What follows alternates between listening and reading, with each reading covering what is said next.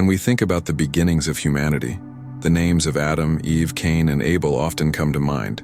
But there are others, figures whose names were never written down, yet whose roles were essential in shaping all that came after. This video invites you to take a deeper look into the silent strength of the daughters of Adam and Eve, women who, though hidden in the background of Scripture, helped build the very foundation of God's redemptive plan for mankind. Their legacy, though often overlooked, echoes through time with quiet but undeniable power. Have you ever stopped to wonder about the daughters of Adam and Eve? The biblical narrative clearly presents the creation of the first human beings, but when it comes to the women born from that original couple, a curious silence hovers over the pages of Scripture. Who were these women? How do they fit into the story we know about Cain and Seth? And even more intriguing, could they have been the wives of these men? The Bible tells us that Cain, Adam and Eve's firstborn, committed one of humanity's earliest violent acts by taking the life of his brother, Abel. After that, the sacred text shifts focus to the generations that followed. Yet one question remains: whom did Cain and Seth marry? How did humanity grow and spread if there were so few people in existence? Few realize that within the genealogy of Adam and Eve, there is a possibility that, while not fully detailed, offers a surprising, and to some, uncomfortable, explanation. The idea that Adam and Eve's sons married their own sisters might seem strange by today's standards, but within the logic and context of that time, it starts to make sense. If the first humans were created directly by God and there were no other families on earth, then Adam and Eve's sons and daughters were the only people available to continue humanity. The growth of the human race would have depended on these unions. In Genesis 5:4, there's a brief but vital mention. Adam had other sons and daughters. That small detail, often overlooked, is key to understanding the early human marriages. But why are these daughters barely mentioned? The world back then followed a different set of priorities. Survival and population growth outweighed cultural norms that would only emerge much later. Genetic purity had not yet been compromised as it is today, which could explain the absence of biological consequences in such close unions. It's believed that Cain and Seth took their sisters as wives, even though their names were never recorded. It wasn't a mistake, but a specific allowance for a very specific time. It was the beginning of everything, and those women, though unnamed, played an essential role in the continuation of life. We know very little about them. The Bible gives no insight into their names, their stories, or their emotions. Yet their presence is undeniable. They were the ones who gave birth to the first children after Eden. They were the unseen pillars who carried the early generations. Their absence in Scripture might be tied to the Bible's focus, not on individual stories, but on the spiritual relationship between God and humanity. Still, we cannot dismiss their significance. Without them, there would have been no growth, no nations, no history. They were the ones who gave life to the names we now recognize. Behind every man listed in the Bible, there was a woman who birthed and nurtured him, a figure often hidden, but never irrelevant. These women were not background characters. They stood at the intersection between creation and the ongoing existence of mankind. They form part of a deeper mystery that causes us to reflect on how life began, and on the ways God allowed it to unfold in those first days. Even without being spotlighted, they fulfilled a role that was crucial for humanity's beginning. Amid so many questions with no clear answers, one thing becomes evident. The Bible, even in its silence, invites us to deep reflection. The daughters of Adam and Eve may not have had their names recorded, but their importance cannot be overlooked. They were key figures in the formation of humanity, working behind the scenes of a story larger than time itself. When we approach this theme with care and an understanding of the creation context, we begin to see that even the absence of details carries a message, a powerful one. Long descriptions aren't necessary to recognize the role they played.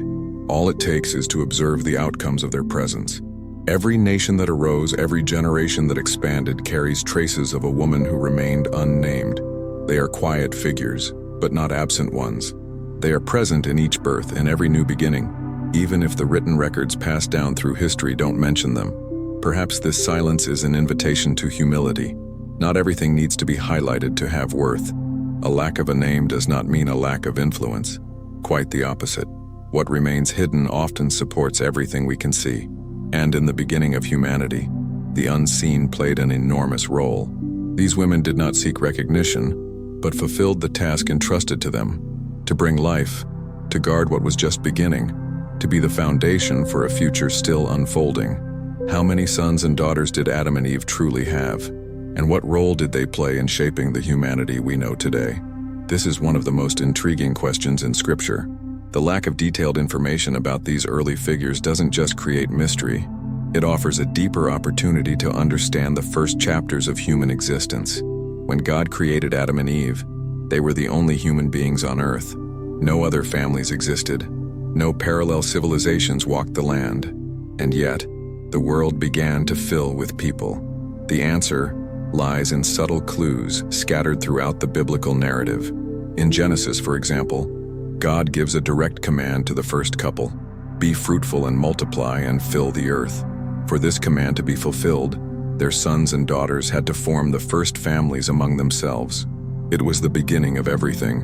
The world was untouched, and the story of humanity was being written step by hands not yet known. Human expansion began simply, but carried deep meaning.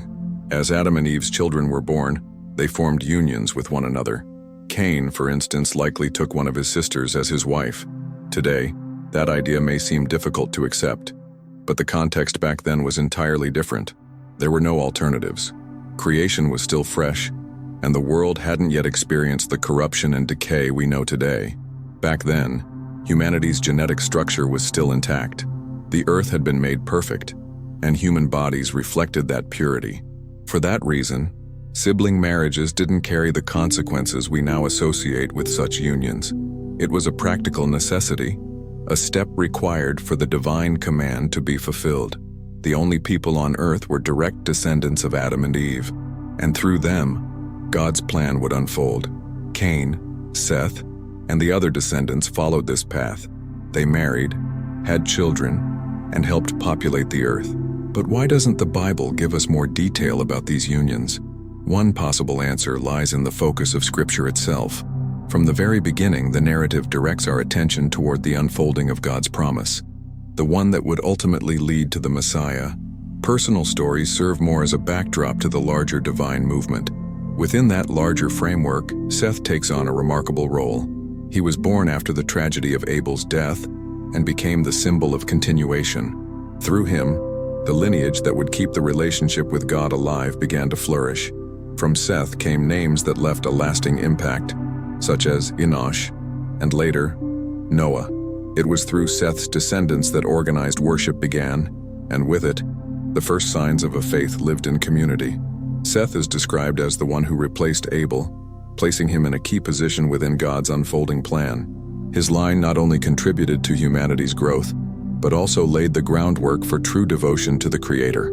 With Seth came the beginnings of worship, community, and a shared awareness of God's presence among humans. As for the women who became wives to Cain and Seth, the Bible gives us no names, no personal traits. Still, it is most likely they were their sisters, daughters of Adam and Eve as well. Though this may seem strange to modern sensibilities, it was not only acceptable at that time, it was necessary. It was part of an initial structure, a cycle required to bring life to the earth. These women, often overlooked in the sacred text, were responsible for something extraordinary. They carried forward the divine plan through motherhood. Even though their names were not preserved, they were there from the very beginning, fulfilling the role given to them, bringing into the world the first men and women who would shape history as we know it. They did more than continue life. They took part in building a plan that went beyond childbirth, a plan to fill the earth with human beings made in the image of God. Even though their stories are absent from the biblical pages, the silence surrounding these women should not be seen as a sign of insignificance. On the contrary, it may reflect the sacred text's focus on the central elements of the narrative, the expansion of generations, the beginning of worship, and the development of a line that would, over time, bring forth the long-awaited hope. Within that greater narrative, the daughters of Adam and Eve held a role that cannot be dismissed. Their voices were not recorded, but their presence is felt in every foundational step of humanity's origin. The story of Adam, Eve, Cain, and Seth marks only the opening chapters of a journey that would stretch across centuries. From the earliest days of creation, a purpose had been set to restore what had been broken. And within that purpose, the daughters of Adam and Eve stood, not with prominence, but with resolve. They kept human life moving forward. With quiet strength, they took on the task of building families, raising children, and sustaining life in a world still forming. Their choices and sacrifices made it possible for the story to continue. Adam and Eve lived long lives. They endured grief, carried the burden of their choices, and watched the world change around them. When Adam died at 930 years of age, the earth was already growing. Their descendants had spread, and signs of expansion were everywhere. But with that growth came the weight of the original failure. Death, which was never part of the original plan, had become the inheritance of every future generation. Along with it came pain, distance, and a deep longing for restoration. And yet, what remained from Adam and Eve was more than a line of children. What endured was a promise. Cain, marked by his brother's blood, left for a new land.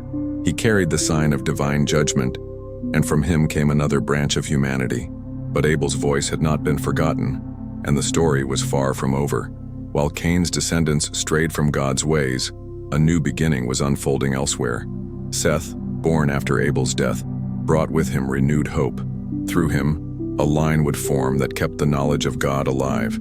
His son Enosh was the first recorded to call on the name of the Lord, a significant moment in the human relationship with the Creator. Through Seth, true worship began to take shape. His line would produce generations that desired to live according to God's will. Among them would rise Noah, the man chosen to preserve life through the great flood, and from this same lineage would later come the living promise of salvation. Within this context, our attention returns once again to the daughters of Adam and Eve, unnamed, unrecorded, yet undeniably present. They were the women who did what needed to be done. Wives, mothers, caretakers, companions. They upheld the foundation of humanity when no structure yet existed. In the midst of the unknown, they laid the groundwork for civilization with their own hands. These daughters, so often forgotten, took the first steps toward what would become society. They remained faithful to the purpose entrusted to them since Eden. Without them, mankind would not have spread. They faced the unknown, built homes, raised the earliest children, and prepared the way for everything that followed. They were the first defenders of life. Even in a world increasingly corrupted, it was the lineage of Seth that stood out as a thread of hope. Through it, generation after generation, God would preserve those who still sought him. There was weakness, yes, there were failures, but there was also faith, a continuous thread of redemption running alongside the decay of the world. And then came Noah, a man who embodied that link of continuity, and through him, humanity would be preserved from the judgment to come. But the story didn't end there. The promise survived. It kept pulsing even after the flood, even after the waters had covered everything. That promise would remain alive until it was fulfilled in Bethlehem, when the one who would bring salvation to all humanity was born. The Messiah would come as a descendant of that ancient line, which began in the earliest days when Adam and Eve walked through the first fields of the earth, and Seth represented a new beginning. Today, even after so many centuries have passed, it's still possible to hear the echo of those first lives. They are remembered not only for what they did, but for what God accomplished through them. And it's in that context that I return to think about those forgotten women, the daughters of Adam and Eve. Little is said about them. Their names were not recorded. Their stories are not told in detail. But that does not diminish the importance of what they lived and what they made possible. They were the ones who, in silence, carried on life itself. They embraced the mission of multiplying humanity, building the first homes, and raising the children who would continue God's plan. The absence of mention does not mean an absence of worth. Without these women, there would be no tribes, no patriarchs, no story to be told. As the first cities were rising, as the name of the Lord began to be called upon among men, the descendants of Seth were growing in the midst of it all. The promise made in Eden had not been forgotten. On the contrary, it was beginning to unfold before the eyes of creation.